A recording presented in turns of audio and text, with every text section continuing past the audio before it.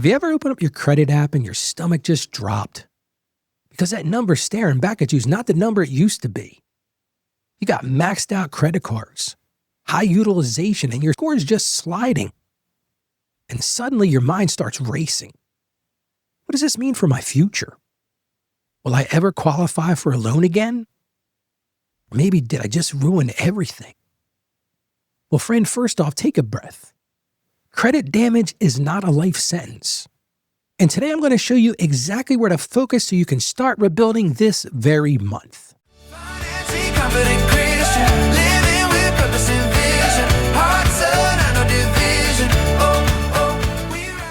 Well, let's get right into today's listener question. Listener writes this: Ralph, high utilization destroyed my credit score, and I'm panicking a little. I feel embarrassed and I don't know what this means for loans and housing and everything down the line. How do I start fixing this month without adding more debt to the problem? I need some concrete steps that'll help me rebuild, but I'm stuck and I'm unsure where to focus my energy. Now, I want to start off with a little jargon explanation. What exactly is high utilization?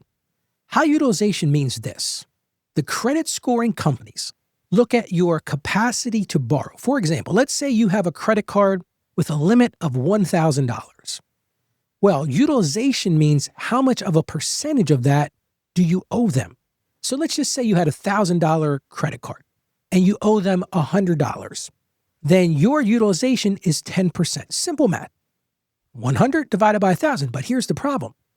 When that number gets closer to 900 or 950, then your utilization number is at a high number. And credit scoring companies say, oh, there's a problem here. So here's where we need to start. Your credit rebuilds fastest when you lower that utilization and protect your payment history. It's really two things that you've got to do. So how do we stop the bleeding? We got to start by doing that. Before you rebuild, you've got to stabilize. The way you stabilize is you say to yourself, look, I'm not going to put any more charges on those maxed out cards. I'm just not going to do that anymore. Listen, I've lived in this so many times in my life. I'll make a payment, and then that afternoon I'm back putting money on that credit card again.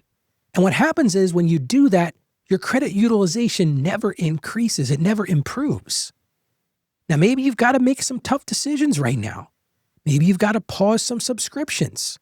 Maybe you need to switch to a debit card for right now. I'm not a big fan of debit cards because I don't like the protections they have. But if you're sitting with trying to figure out how to improve your credit score, a debit card might be the way to do it. Because credit scoring rewards restraint. It's all about, and see, you got to understand something. I lived on the other side of the table of this for a long time. I was the executive vice president of a credit union.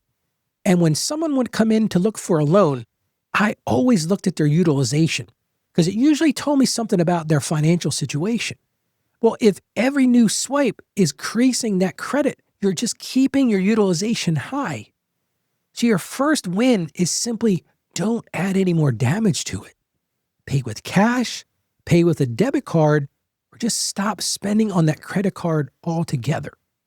And then you really have to think utilization strategically. Credit scores heavily weigh this utilization. Like I said before, it's how much of your limit you're using. Another example, let's say you have a credit limit of $5,000. If you owe $4,800, that's a 96% utilization rate. So your first goal is to get that below 90% and then below 70%. Really, what they're looking for is for it to be below 30%. Now, that doesn't mean you have to pay it off all overnight. I'll tell you one thing my son does. My son uses his credit cards to the extreme. He makes payments every week. He uses the credit card to get the points. He gets the bonus miles and all those sort of things. But he never lets that utilization get high. But when you cross over those thresholds, that's when you really see your score take a hit. So even if you can reduce it from 90% to 50% or 40%, you're going to see a huge improvement in your credit score. Here's another little quick tip. Nothing you can do to really resolve your credit issues is make payments before the statement date. Most people don't even know you can do this. Your balance is typically reported when the statement closes, not when the payment is due. So that's a little insider tip. If you see that the credit card statement closes on a particular day, make a payment before the statement closes, because then you can reduce what gets reported to the credit bureaus. Most credit companies report after closing date what the balance was. So if you know your credit card's closing this Friday, make a payment Wednesday, because then what it'll do is it'll show that utilization percentage as a lower number. Hey, listen, $200, $300 before reporting can lower utilization a lot. Think about that $1,000 example. Let's say it's sitting at $500. Right now, you're at a 50%. Well, even if you make a $100 payment, you can reduce that to 40%, and that's what shows up with the credit bureau, and that's what the credit bureau is going to use to configure your score. Another thing you've got to do, you've got to protect your payment history at all costs. Maybe you don't have the ability to pay it down completely, but payment history is the biggest factor in your score. You've got to at least be making those minimum payments. As I've talked about on the show before, auto pay for at least the minimums, put calendar reminders, put bank alerts, because one 30-day late mark does far more damage than high utilization alone. Those on-time payments are your foundation for building and restoring your credit. Which leads me to this. Add stability, not more debt. Do not open 5 new cards trying to fix this. I've seen some of these clowns on the internet, these credit gurus. First thing they tell you to do is go get 5 more credit cards and spread the balance across those. Yes, that will reduce your utilization. It'll happen really quickly. But like most people, you're going to use the money and you're going to spend it. And now all of a sudden, you've got 5 times the problem that you had before. The other problem with that is you lose your history of your credit report. So keep those old accounts open. I get so frustrated when I hear people say, close those old cards, put it on a new one. I don't believe that you should close any cards unless they're charging you an annual fee. And here's a little secret. Call them and see if they'll waive the lower fee. But focus on lowering the balances consistently. Maybe you need to have a little side business. You need to sell something. Apply your tax refund. It's the time of year when maybe you can take that tax refund and pay down your debts.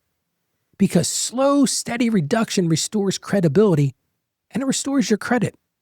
And listen, it's not going to happen overnight, but your score can rise again.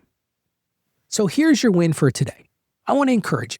Make one principal payment before your next statement date. Just go grab your credit card statements and write down what your statement dates are. And then strategically make those, and listen, you're going to pay it anyway.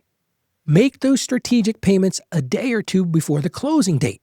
And then you'll be giving yourself a little hands up on your credit report. Because that action will break the panic and that momentum builds movement. Let's get right to our Bible verse today. As you all know, Romans is one of my favorite books of the Bible. And this one comes from Romans chapter 13, verse 8. And it says, let no debt remain outstanding except the continuing debt to love one another. For whoever loves others has fulfilled the law. And I just love this one today. God calls us towards financial integrity and progress. He's not asking you for perfection. He's not asking you to always do it right. There's grace. But movement towards freedom is what we're trying to get to. So do that today. How about we pray together? Lord, you see the anxiety my friend feels right now. You see that embarrassment, that fear about the future. So Lord, just remind them that this number doesn't define their worth in your eyes. Give them discipline to stop the bleeding. Give them wisdom to lower their balances strategically. And Lord, give them patience to rebuild this step by step. We ask you right now to replace that panic with clarity, replace shame with confidence, Lord, and guide them towards financial restoration that only you can do. And we ask this in Jesus' name. Amen.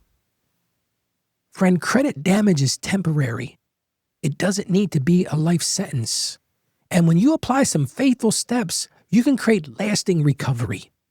Well, I would love to hear your stories. If you've got a story about recovery or a story about how you've made a difference, you can go to financiallyconfidentchristian.com/voicemail. Works just like you're calling a friend. Just go to that website, financiallyconfidentchristian.com. ralph.com/voicemail. Leave me a message. I'd love to listen to you. I'd love to play your questions on the show. Well, thank you so much for joining me today. As I always encourage you, stay financially savvy. May God bless you. And you have a truly great day today. Financially confident Christian, living with purpose and